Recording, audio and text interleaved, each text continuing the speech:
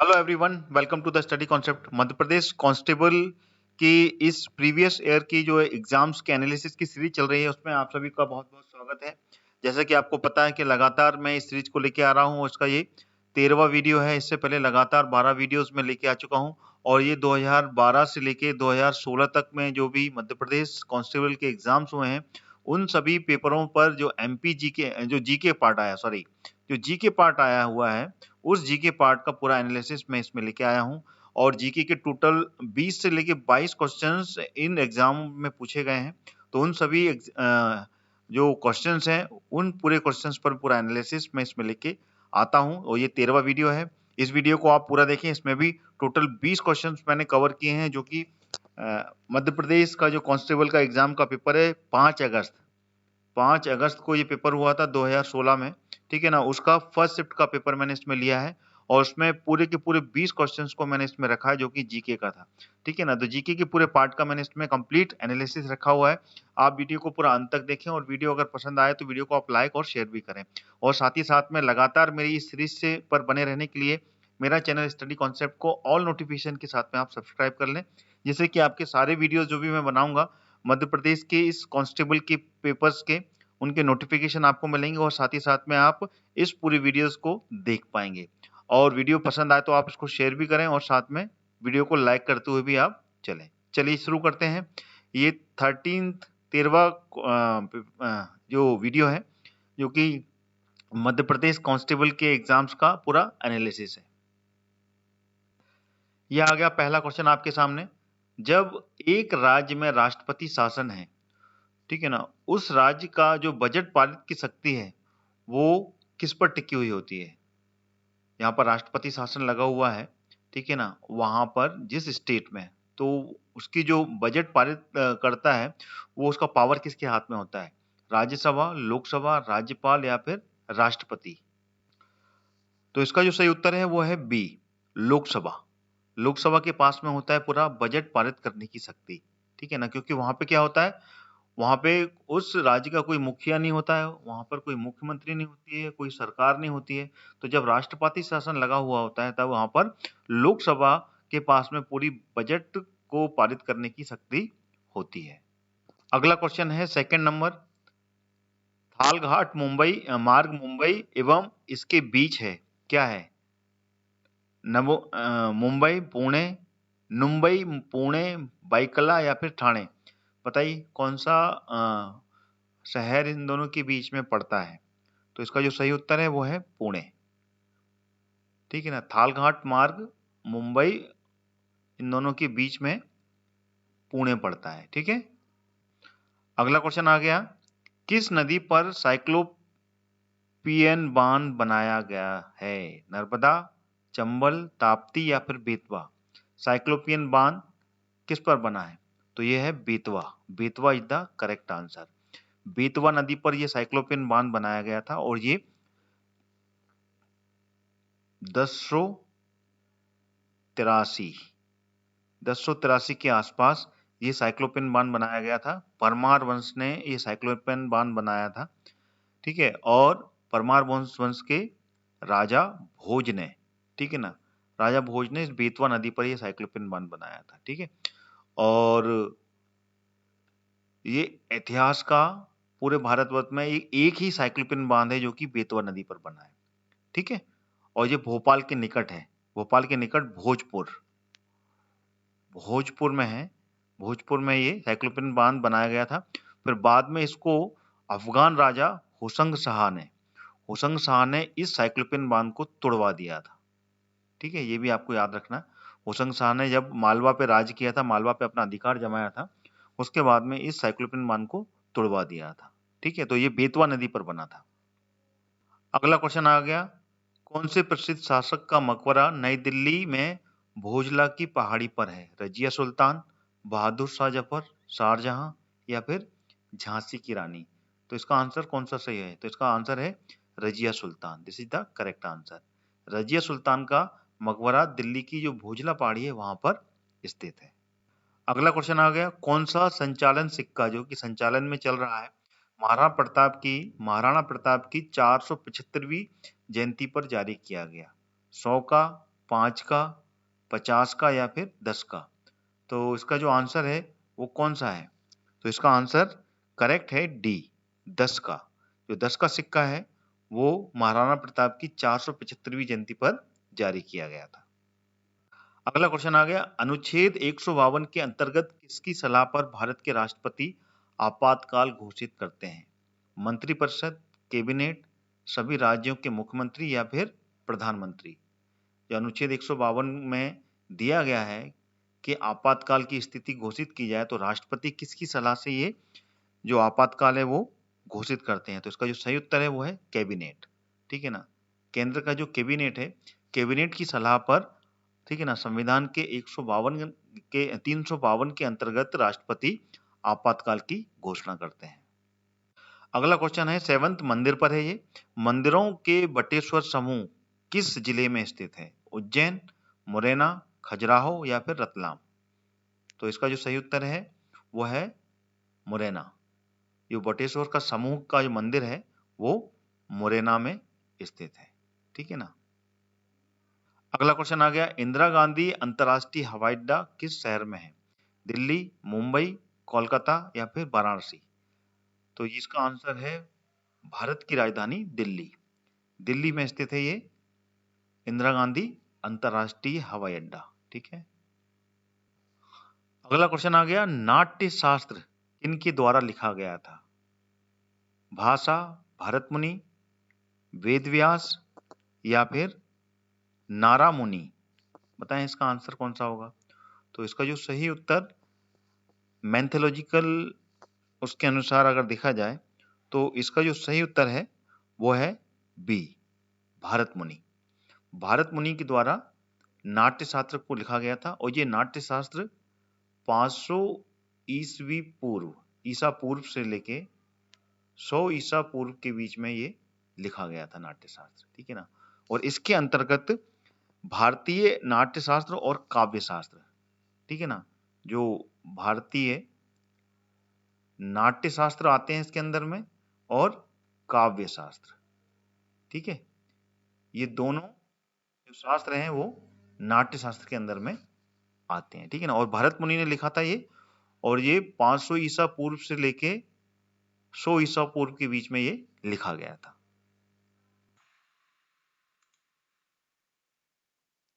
आगे जाने से पहले मैं आपको बताना चाहता हूं अनअकैडमी के बारे में। अनअकैडमी आपके लिए लाया है एक फ्री प्लान जिसमें कि आपको एमपी के टॉप एजुकेटर से पढ़ने का सुनहरा मौका मिलेगा।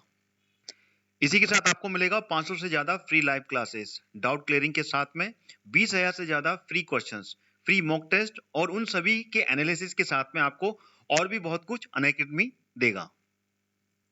फ्री प्लान एक्सेस करने के लिए आज ही आप डाउनलोड करें अनअकैडमी का ऐप और यूज करें मेरा रेफरल कोड हरदयाल कुशवाहा, जो कि कैपिटल लेटर में रहेगा। उसको जैसे ही डालते ही और उसके बाद में आप अनलॉक बटन को ऐसे ही क्लिक करेंगे, फ्री प्लान अनलॉक हो जाएगा। क्या आप एमपीपीएससी प्रीलिम्स क्लियर करना चाहते हैं तो अनअकैडमी पर फ्री 150 घंटे का रिवीजन कैंप ज्वाइन करें। एमपीपीएससी ब्रह्मास्त्र, जो कि एमपीजीके और करंट अफेयर्स के लिए बनाया गया है। यह रिवीजन कैंप 10 जनवरी से लेकर 12 जनवरी तक रहेगा, जिसमें हर रोज 50 फ्री लाइव क्लासेस द्वारा आपकी करंट अफेयर्स और एमपीजीके की तैयारी कराई जाएगी।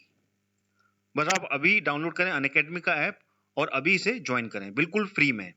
इसके लिंक मैंने इस वीडियो के डिस्क्रिप्शन बॉक्स में डाल दिए हैं। क्या आप अपनी तैयारी को मजबूत करने के लिए मॉक टेस्ट ढूंढ रहे हैं तो अनअकैडमी आपके लिए लाया है MPPSC prelims free full length test, जिसमें आपको मिलेंगे 4 लाइव मॉक टेस्ट और एक्सेस मिलेगा आपको 20+ फुल लेंथ मॉक टेस्ट का, जो कि पिछले महीने ही लाइव हुए हैं। और यही नहीं, लाइव मॉक टेस्ट में टॉप 3 रैंकर्स को मिलेगा अनअकैडमी का 1 मंथ का फ्री सब्सक्रिप्शन प्लान। तो आज ही अपनी जीत की तैयारी दर्ज करें अनअकैडमी के साथ। आइए अब जान लेते हैं अनअकैडमी के प्लस बैचेस के बारे में, जो आपकी हर जरूरत के हिसाब से परफेक्ट हैं। जी हाँ, अब अनअकैडमी के साथ आप अपने प्रिपरेशंस के अनुसार बैचेस ज्वाइन कर सकते हैं। आप अपनी एमपीपीएससी प्रीलिम्स 2020 की सिलेक्शन को पक्की कर सकते हैं। ये सारे बैचेस बहुत जल्दी शुरू होने वाले हैं और आप अपनी प्रिपरेशंस में जहां पर भी हैं वहां से आप अपनी बहुत सी मदद करने वाले हैं। तो आइए जानते हैं इन सभी कोर्सेज के बारे में।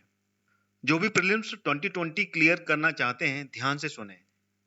आप भी तैयारी में समय आ गया है कि ultimate 60 days course with MCQ practice. अगला है थ्योरी लाइव रिवीजन दिन में और subject wise live MCQ series जो कि प्रैक्टिस रात में होगी। और फिर मध्य प्रदेश के टॉप एजुकेटर्स के द्वारा live courses of PDF notes के साथ में 20 से ज्यादा full length test paper with live test paper on every weekend. यह स्टार्ट हो रहा है 14 जनवरी से, तो आज ही जाकर एनरोल करें और अपनी तैयारी पक्की करें। क्या आपका थ्योरी रिवीजन हो गया है और आपको सब्जेक्ट वाइज एमसीक्यू का रिवीजन चाहिए? तो आपके लिए अनअकैडमी लेकर आया है 60 days revision batch course through subject wise MCQ series. इसमें सब्जेक्ट वाइज आपको एमसीक्यू रिवीजन होगा और साथ में हर क्लास के बाद में नोट्स मिलेंगे। यह स्टार्ट हो रहा है 14 जनवरी से। बिल्कुल भी देरी न करें और ज्वाइन करें इस कोर्स को। लिंक मैंने वीडियो के डिस्क्रिप्शन बॉक्स में डाल दिया है।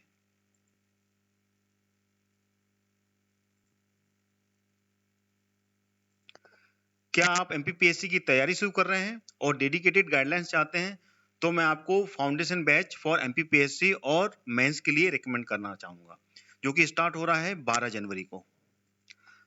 ये 10 मंथ का कोर्स है। इसमें आपको मिलेगी live classes with top educators, PDF revision notes और वीकली मेगा क्यूज। इस कोर्स का लिंक भी मैंने वीडियो के डिस्क्रिप्शन बॉक्स में डाल दिया है। आप अपने सपनों को साकार करें अनअकैडमी के साथ में। क्या आप अपना रिवीजन स्वयं कर रहे हैं तो ज्वाइन करें रिवीजन बैच, जिसमें कि आप अपने हिसाब से अपना रिकॉर्डेड बैच का रिवीजन ज्वाइन कर सकते हैं। संपूर्ण ज्ञान में आपको रिकॉर्डेड रिवीजन सेशन मिलेंगे जिन्हें आप अपने पेज के हिसाब से पढ़ सकते हैं विथ डाउट क्लियरिंग। और संकल्प बैच में आपको मिलेगा डेडिकेटेड डाउट क्लियरिंग। आपके रिवीजन को बूस्ट करने के लिए revision is very important part, इसलिए आज ही आप इस बैच को ज्वाइन कीजिए। और वैसे दोनों ही जो बैचेज हैं वो एक ही सब्सक्रिप्शन वैल्यू में आप पा सकते हैं। एक बार सब्सक्रिप्शन लेकर आपको अनलिमिटेड बैचेज का एक्सेस मिल जाता है। जिन लोगों ने एमपीपीएससी प्रीलिम्स क्लियर कर लिया है उन सभी विद्यार्थियों को मेरी तरफ से बहुत बहुत बधाई। अब आप अपने मेंस की तैयारी में बिल्कुल भी चूक ना करें। आप लोगों को अनअकैडमी लेकर आया है आप सभी के लिए स्वप्न पूर्ति बैच, जिसमें आपको 35 दिनों में एमपीपीएससी मेंस की कंप्लीट प्रिपरेशन कराई जाएगी विद डेडिकेटेड आंसर राइटिंग और प्रैक्टिस के साथ में। तो आज ही अपनी सफलता की सीढ़ी को एक और पायदान आगे बढ़ाएं और अनअकैडमी के साथ में जुड़ें। आइए अब जान लेते हैं अनअकैडमी के सब्सक्रिप्शन के बारे में। ठीक है ना, बस आपको क्या करना है, प्लेलिस्ट स्टोर पर जाना है और अनअकैडमी का लर्निंग ऐप मोबाइल पर स्टोर करना है। उसके बाद में एमपीपीएससी और व्यापम सेलेक्ट करने के बाद में प्लस कोर्सेज में जाकर मनचाहे कोर्स को एनरोल करना है। और उसके बाद में जो सब्सक्रिप्शन बॉक्स में जो सब्सक्रिप्शन का बटन दिया हुआ है गेट सब्सक्रिप्शन का, उसको क्लिक करना है। इसके बाद आपको सब्सक्रिप्शन की जो कीमत है उसमें डिस्काउंट पाने के लिए मेरा रेफरल कोड जो कि कैपिटल लेटर में हरदयाल कुशवाहा आपको दिख रहा है उसको आपको एंटर करना है। रेफरल कोड एंटर करते ही आपको सीधे 10% की जो भी कीमत है उसमें जो फीस है उसमें कम होती हुई नजर आएगी। तो जल्दी ही इन कोर्सेज को देखें और अपने एग्जाम्स की तैयारी के लिए बेस्ट कोर्स चूज करें और मेरा रेफरल कोड इस्तेमाल करते हुए डिस्काउंट के साथ में अनअकैडमी के साथ में पढ़ना चालू करें। तो देर किस बात की है, आज ही अनअकैडमी का लर्निंग ऐप डाउनलोड कीजिए और एमपीपीएससी और व्यापम को क्रैक करने के लिए तैयार हो जाइए। Let's crack it. अगला क्वेश्चन आ गया, दिल्ली से चलने वाली चेतक एक्सप्रेस का गंतव्य स्टेशन कौन सा है? ये पूरे के पूरे जो पेपर कांस्टेबल का हुआ था 2016 का उसमें पूछे गए प्रश्न है ये, ठीक है ना। और ये 5 अगस्त का फर्स्ट शिफ्ट का पेपर है, ठीक है। तो आप ये सारे पेपर का एनालिसिस इसमें देख रहे हैं। वीडियो अगर अच्छा लग रहा है आपको तो वीडियो को आप लाइक भी करें और साथ में वीडियो को शेयर करें जिससे कि अन्य परीक्षार्थी भी इस वीडियो को देख पाए। तो क्वेश्चन है, दिल्ली से चलने वाली चेतक एक्सप्रेस का जो गंतव्य स्टेशन है वो कौन सा है? गुवाहाटी, उदयपुर, झांसी या फिर कन्याकुमारी? तो इसका जो आंसर है वो कौन सा है ये आपको बताना है। तो इसका सही उत्तर है Udaipur. Udaipur is the correct answer. अगला क्वेश्चन, निम्न राज्यों में से कौन सा भारत का कॉफी का सबसे बड़ा उत्पादक है? कर्नाटक, केरल, उड़ीसा या फिर पश्चिम बंगाल? इसका आंसर बताएं। Which one is the correct answer? Coffee का सबसे बड़ा उत्पादक राज्य कौन सा है? तो वो है Karnataka. Karnataka is the correct answer. सबसे अधिक कॉफी का उत्पादन अगर पूरे भारत में कहीं होता है तो वो कर्नाटक स्टेट में होता है। फिर कर्नाटक के बाद में नंबर लगता है केरल का, ठीक है ना। फर्स्ट नंबर पे कर्नाटक है और सेकंड नंबर पर केरल आता है, ठीक है। अगला क्वेश्चन आ गया, शांति स्वरूप भटनागर पुरस्कार निम्न किस संगठन द्वारा दिया जाता है? भारतीय राष्ट्रीय विज्ञान अकादमी, विज्ञान एवं प्रौद्योगिकी विभाग या वैज्ञानिक एवं प्रौद्योगिकी अनुसंधान परिषद या फिर भारतीय विज्ञान संस्थान? तो इसका सही उत्तर कौन सा है? इसका उत्तर है सी, भारतीय वैज्ञानिक एवं औद्योगिक अनुसंधान परिषद, ठीक है। इसके द्वारा शांति स्वरूप भटनागर पुरस्कार दिया जाता है, ठीक है ना। ये जो संगठन है ये देता है इस पुरस्कार को। ये जो शांति स्वरूप भटनागर जी थे ये जाने माने एक वैज्ञानिक थे, तो इन्हीं के नाम पर ये पूरा का पूरा जो पुरस्कार है ये चालू किया गया और इनको 1954 में पद्म भूषण से भी सम्मानित किया गया था शांति स्वरूप भटनागर जी को, ठीक है। अगला क्वेश्चन आ गया, किसके महाभियोग के लिए संविधान में कोई प्रावधान नहीं है? मतलब ऐसा कौन सा है इसमें जिसमें कि संविधान में कोई प्रावधान नहीं दिया गया कि उसके ऊपर महाभियोग चला पाए, ठीक है ना। उच्च न्यायालय के न्यायमूर्ति, भारत के मुख्य न्यायमूर्ति, राष्ट्रपति या फिर उप राष्ट्रपति? तो which one is the correct answer? तो इसका आंसर है सी, राज्यपाल, ठीक है ना। राज्यपाल के लिए संविधान में कोई भी ऐसा प्रावधान नहीं है कि उसके ऊपर महाभियोग चलाया जा सके, ठीक है। अगला क्वेश्चन आ गया, किन नदियों के संगम के द्वारा मंदार झरने का गठन होता है? यानी कि मंदार झरना कौन सी दो नदियां हैं जिनका संगम होता है उसके बाद में ये मंदार का झरना बनता है? बताइए। चंबल नर्मदा, नर्मदा तवा, नर्मदा ताप्ती या फिर चंबल ताप्ती? तो कौन सा आंसर इसका सही है? तो इसका जो आंसर है वो है नर्मदा और तवा नदी, ठीक है ना। इन दोनों नदियों के संगम से मंदार का ये झरना बनता है और ये कहाँ पर है? ये बड़वा में है, ये आपको याद होना चाहिए। बड़वा के निकट में है ये मंदार का झरना। और ये जो सारी नदियां हैं ये सभी नदियां मध्य प्रदेश की नदियां हैं, ठीक है ना। चंबल हुई, नर्मदा हुई, तवा हुई, ताप्ती हुई, ये सारी नदियां मध्य प्रदेश की नदियां हैं और इसमें सबसे बड़ी नदी नर्मदा नदी है, ठीक है ना। नर्मदा नदी जो कि 1312 किलोमीटर 3 राज्यों में होकर गुजरती है।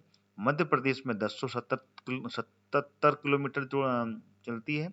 इसके बाद में अगर चंबल के बारे में बात कर लें तो चंबल नदी 960 किलोमीटर का सफर तय करती है और ये इंदौर से इसका उद्गम है और नर्मदा का अमरकंटक, ठीक है ना। ये बहुत ही इंपॉर्टेंट है, क्वेश्चन बनते हैं इसलिए मैं आपको पूरा बताना चाहता हूँ। तवा नदी, तो तवा नदी है, तवा नदी ये नर्मदा की सहायक नदी है और ये महादेव श्रेणी जो है वहां से इसका उद्गम है, जो कि कहां पर है ये महादेव श्रेणी? पचमढ़ी में, ये पचमढ़ी में स्थित है महादेव श्रेणी, ठीक है ना। तो वहां से इसका उद्गम है और नर्मदा की ये सहायक नदी है। अब चलते हैं ताप्ती के ऊपर। ताप्ती ये बैतुल से निकली है, ये बैतुल की मुलतई से, ठीक है, मुलतई से, और ये टोटल 725 किलोमीटर का सफर तय करती है। दो नदियां हैं इसमें, नर्मदा नदी और ताप्ती नदी। ये दोनों नदियां पूर्व से पश्चिम की ओर जाती हैं, ठीक है, और ये खंबात की खाड़ी में गिरती हैं और एस्चुरी का निर्माण करती हैं, एस्चुरी, ठीक है ना। क्लियर हो गया? चलिए अगला क्वेश्चन आ गया, चंबल, सिंध, बेतवा, कैन, ये सारी नदियां उत्तर की ओर बहती हैं और कौन सी नदी है इसमें से ऑप्शन में से जिसमें जाके ये मिल जाती हैं? बताएं। गंगा, गोदावरी, ताप्ती या फिर यमुना? बताएं। अगर आप नदियों के ऊपर जानते हैं बिल्कुल बता पाएंगे। देखिए, चंबल सिंध, बेतवा, कैन, ये तीनों, ये पूरी की पूरी नदियां उत्तर की ओर इसका अफवाह तंत्र है, ठीक है ना। विंध्य क्षेत्र से निकलती हैं और मालवा के पठार से निकलती हैं, ठीक है ना, सभी नदियां। तो ये उत्तर की ओर बहती हुई जो उत्तर की नदी है, उत्तर से नीचे की ओर आती है और ये गंगा में मिल जाती है, यमुना नदी, उसकी ये सहायक नदियां हैं, ठीक है। मैंने आपको चंबल के बारे में बता दिया। जो सिंध नदी है, ये सिंध नदी के बारे में बताता हूँ। ये सिंध नदी मध्य प्रदेश की सिरोंज, ठीक है ना, सिरोंज तहसील से निकलती है। बेतवा, इसके बारे में बताता हूँ। ये रायसेन के कुमरा गांव, वहां से निकलती है। कैन नदी, ये कैन नदी जो है कटनी के पास में है, ठीक है ना, जो कैमूर की पहाड़ियां हैं, कैमूर की जो श्रेणी है, वहां से इसका उद्गम हुआ है। तो ये सारी नदियां, ये जो है ये कैमूर की पहाड़ियां विंध्य रेंज में आती हैं। रायसेन, ये भी विंध्य रेंज में आती है, ठीक है ना। और ये भी ये मालवा के पठार पे है, ठीक है, विदिशा में। और चंबल, ये भी मालवा के पठार में, इंदौर में है ये। तो ये सारी नदियां उत्तर की ओर जाती हैं और यमुना नदी की सहायक नदी बनती है, ठीक है ना। यमुना नदी जो कि यमुनोत्री ग्लेशियर से ये निकलती है और गंगा में जाके मिल जाती है। गंगा जो कि मध्य भारत की सबसे बड़ी नदी है। गंगा 2525 किलोमीटर का सफर तय करती है और ये गंगोत्री ग्लेशियर मानसरोवर से निकलती है, ठीक है। गोदावरी नदी निकलती है नासिक से। नासिक में त्रमकेश्वर है, वहां से इसका उद्गम हुआ है, ठीक है ना, महाराष्ट्र में। और ताप्ती नदी के बारे में मैंने बता दिया, ये भी बैतूल, मुल्तई और मध्य प्रदेश, ठीक है ना, वहां से निकलती है। तो ये सारा मैंने पूरा का पूरा आपको बता दिया। मध्य प्रदेश नदियों का मायका कहलाता है, ढेर सारी नदियां हैं वहां पर, इसलिए नदियों पर एक ना एक क्वेश्चन जरूर बनेगा। आपको पूरी नदियों के बारे में जानकारी जरूरी है, कहाँ से निकलती है। जब आप नदियां पढ़ेंगे तो पहाड़ियों के बारे में पढ़ना जरूरी होगा, तो आपका पहाड़ियों वाला चैप्टर भी कंप्लीट हो जाएगा। उससे पहाड़ियों पे जो क्वेश्चन बनेंगे वो भी आप कर पाएंगे। जब पहाड़ी पढ़ेंगे तो आपको जंगलों के बारे में, ठीक है ना, और अभ्यारण्य के बारे में भी मालूम पड़ जाएगा, तो वो भी कंप्लीट हो जाएगा। तो एक के बाद एक ये सब्जेक्ट चेन से जुड़े हुए हैं, तो एक पढ़ेंगे तो दूसरा मिलेगा, दूसरे पढ़ेंगे तो तीसरा मिलेगा। तीनों चारों एक साथ पूरा मध्य प्रदेश आपका ऐसे कंप्लीट होगा। तो बहुत ही इंटरेस्ट के साथ पढ़ें, बहुत आनंद आएगा आपको। अगला क्वेश्चन, अंगुवाड़ा सेंट्रल जेल जो कि एक पर्यटन आकर्षण के रूप में तब्दील किया जाना है, भारत के किस राज्य में स्थित है? नई दिल्ली, गोवा, आंध्र प्रदेश या फिर महाराष्ट्र? तो कौन सा आंसर इसमें से सही होगा? तो इसका आंसर है Goa. Goa is the correct answer. ये गोवा में है अंगवाड़ा सेंट्रल जेल, ठीक है। अगला क्वेश्चन आ गया, निम्नलिखित में से कौन वर्ष 2016 के लिए राजीव गांधी खेल रत्न पुरस्कार के लिए बीसीसीआई द्वारा नॉमिनेट किया गया? सानिया मिर्जा, महेंद्र सिंह धोनी, विराट कोहली या फिर सानिया नेहवाल? तो इसका जो सही उत्तर है वो कौन है? विराट कोहली। 2016 में राजीव गांधी खेल रत्न के लिए बीसीसीआई द्वारा नॉमिनेट किए गए थे विराट कोहली, जो कि भारतीय टीम के कप्तान है, ठीक है ना। तो this is the correct answer. अगला क्वेश्चन आ गया, राज्यसभा का जो अध्यक्ष होता है, ऑप्शन आपके सामने, राज्यसभा सदस्यों द्वारा निर्वाचित होता है, या राष्ट्रपति के द्वारा नामांकित किए जाते हैं, या फिर संसद के दोनों सदनों के सदस्यों द्वारा निर्वाचित होते हैं, या संयुक्त रूप से राज्य विधानमंडल और संसद द्वारा निर्वाचित होते हैं? तो इसका इसमें से कौन सा वाला जो ऑप्शन है वो सही है? तो इसका option C is the correct answer. जो केंद्र की सरकार होती है उसकी जो दोनों सदन होते हैं, ठीक है ना, अपर हाउस और लोअर हाउस, ठीक है ना, उन दोनों के द्वारा ये निर्वाचित होते हैं। अपर हाउस क्या कहलाता है? राज्यसभा, ठीक है ना, हिंदी में उसको राज्यसभा बोलते हैं। और लोअर हाउस लोकसभा कहलाता है। तो इन दोनों के जो सदस्य होते हैं, एमपीज होते हैं, मेंबर ऑफ पार्लियामेंट होते हैं, उनके द्वारा राज्यसभा का जो अध्यक्ष होता है, जिसको बोलते हैं उपराष्ट्रपति, उपराष्ट्रपति जो होता है वो राज्यसभा का अध्यक्ष कहलाता है, वो निर्वाचित होता है, ठीक है। अगला क्वेश्चन आ गया, भारत का सबसे ऊंचा विजय स्तंभ कौन सा है? देखिए विजय स्तंभ पूछा है आपने, कुतुब मीनार, फतेह बुर्ज, चांदी मीनार या फिर ईश्वरी मीनार? कौन सा आंसर सही है? तो इसका आंसर है Fateh Burj. This is the correct answer. देखिए इसमें विजय स्तंभ पूछा है और विजय स्तंभ जो है वो फतेहपुर जय, ठीक है ना। और ये कहाँ पर है, ये पंजाब में है, जो पंजाब स्टेट है, ठीक है ना, वहां पर है ये, ठीक है। और पंजाब स्टेट का एक गांव है छप्पर, छप्पर चिटी गांव, वहां पर स्थित है ये। और ये सबसे ऊंचा विजय स्तंभ है। अच्छा, मीनारों में सबसे ऊंची मीनार भारत की कुतुब मीनार है, जो कि 73 मीटर ऊंची है, दिल्ली में स्थित है।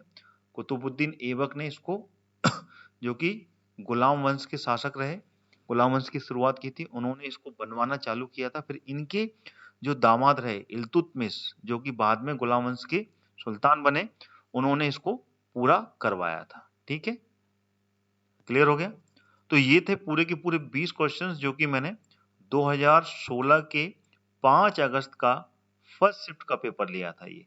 तो 20 क्वेश्चंस जीके के आपको कैसे लगे, किस तरीके से आपको पूरा एलोब्रेशन लगा जो कि मैंने आपको एनालिसिस दिया, अच्छा लगा लाइक करें, शेयर करें, और मेरे चैनल को लगातार देखने के लिए, क्योंकि ये सीरीज लगातार चलेगी आरक्षक की, ठीक है ना, सारे क्वेश्चंस पेपर देखने के लिए आप मेरे चैनल को सब्सक्राइब कर लें ऑल नोटिफिकेशन के साथ में। तो आपको सारे पेपर्स का एनालिसिस लगातार मिलेगा, उनकी नोटिफिकेशन आपको लगातार मिलेंगे। तो लगातार बने रहने के लिए आप मेरे चैनल को सब्सक्राइब कर लें। और इसी के साथ मैं अपना ये वीडियो समाप्त करता हूँ और बताना चाहता हूँ आपको कि एमपी जीके की भी सीरीज चल रही है, ठीक है ना, बहुत ही ज्यादा डीप चल रही है और लगातार 10,000 क्वेश्चंस में इसमें लेके आ रहा हूँ। तो आप इस वीडियो को भी देखें, साथ ही साथ में कंप्यूटर जीके भी चल रहा है, कंप्यूटर जीके की भी मैं सीरीज लेके आया हूँ, तो उसको भी आप देखें। उसमें कंप्यूटर्स के सारे क्वेश्चंस जो कि MPPSC, Vyapams, UPSC, other state PCS, RBI, bank PO, इन सभी में ये क्वेश्चंस पूछते हैं। तो उन सभी के लिए भी ये बहुत ही ज्यादा इंपॉर्टेंट है। तो आप सारी लगातार ये सीरीज देखने के लिए मेरे चैनल स्टडी कॉन्सेप्ट को सब्सक्राइब कर लें ऑल नोटिफिकेशन के साथ में। इसी के साथ मैं अपना ये वीडियो समाप्त करता हूँ। अगला वीडियो आरक्षक के एग्जाम्स का लेकर फिर हाजिर होऊंगा।